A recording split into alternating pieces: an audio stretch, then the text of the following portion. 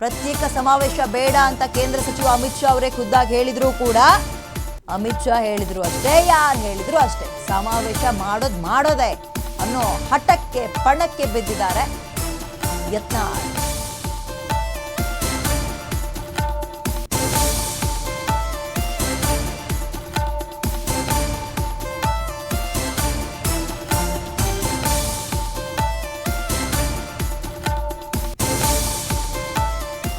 ಯತ್ನಾಳ್ ಅವರ ಅಜೆಂಡವೇ ತಿಳಿತಿಲ್ಲಪ್ಪ. ಯಾಕೆ ಈ ರೀತಿಯಾಗಿ ತಿರುಗಿ ಬಿದ್ದಿದ್ದಾರೆ ಅನ್ನೋದು ಕೂಡ ಗೊತ್ತಾಗ್ತಾ ಇಲ್ಲ. ಪಕ್ಷನಿಷ್ಠ ನನ್ನನ್ನು ಬಿಟ್ಟರೆ ಯಾರು ಇಲ್ಲ ಅಂತ ಹೇಳ್ಕೊಳ್ತಾ ಇದ್ದಿದ್ದು ಯತ್ನಾಳೆ ಈ ರೀತಿಯಾಗಿ ಉಲ್ಟಾ ಬಿದ್ದಿರೋದಕ್ಕೆ ಕಾರಣ ನಿಜಕ್ಕೂ ಕುತೂಹಲ ಮೂಡಿಸ್ತಾ ಇದೆ.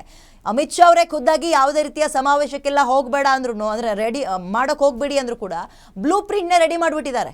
ದಾವಣಗೆರೆಯಲ್ಲಿ ಹಿಂದೂ ಮಹಾ ಸಮಾವೇಶಕ್ಕೆ ಶಸ್ತ್ರಾಭ್ಯಾಸ ಕೂಡ ಆಗ್ತಾ ಇದೆ. ಬ್ಲೂ ಪ್ರಿಂಟ್ ರೆಡಿ ಆಗಿದೆ. ಹಿಂಗೆ ಇಷ್ಟಿಷ್ಟು ಜನರನ್ನು ಸೇರಿಸಬೇಕು, ಹಿಂಗೆ ಸಮಾವೇಶ ಇರಬೇಕು, ಇಂಥವ್ರುಗಳಿಗೆ ಮುಖ ಕೊಡ್ದಂಗೆ ಆಗಬೇಕು, ಟಕ್ಕರ್ ಕೊಡಬೇಕು, ಹಂಗಿರಬೇಕು ಸಮಾವೇಶ, ಜನರನ್ನು ಹಿಂಗೆ ಸೇರಿಸಬೇಕು ಅಂತ ಬ್ಲೂ ಪ್ರಿಂಟ್ ಕೂಡ ರೆಡಿ ಮಾಡಿದಾರಂತೆ ಯತ್ನಾಳ್. ವಿಜಯೇಂದ್ರ ಟೀಮ್ ಲಿಂಗಾಯತ ಸಮಾವೇಶಕ್ಕೆ ಕೌಂಟರ್ ಕೊಡಲು ಇದೀಗ ಈ ಸಮಾವೇಶ ಕೈ ಹಾಕ್ದಂಗೆ ಕಾಣಿಸ್ತಾ ಇದೆ.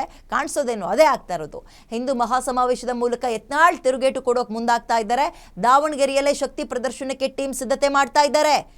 ಜನರನ್ನ ಸೇರಿಸುವಂತಹ ವಿಚಾರದಲ್ಲೂ ಕೂಡ ಯತ್ನಾಳ್ ಅವರೇ ಮುಂದಾಳತ್ವ ವಹಿಸಿದ್ದಾರೆ. ಎಲ್ಲ ಮ್ಯಾನೇಜ್ಮೆಂಟ್ ಅವ್ರದ್ದೇ. ವಿಜಯೇಂದ್ರ ಟೀಮ್ಗೆ ಸ್ವಲ್ಪವೂ ಕೂಡ ಕಡಿಮೆ ಇಲ್ಲ ಅನ್ನೋ ಸಂದೇಶ ಕೊಟ್ಟಂಗಾಗಬೇಕು.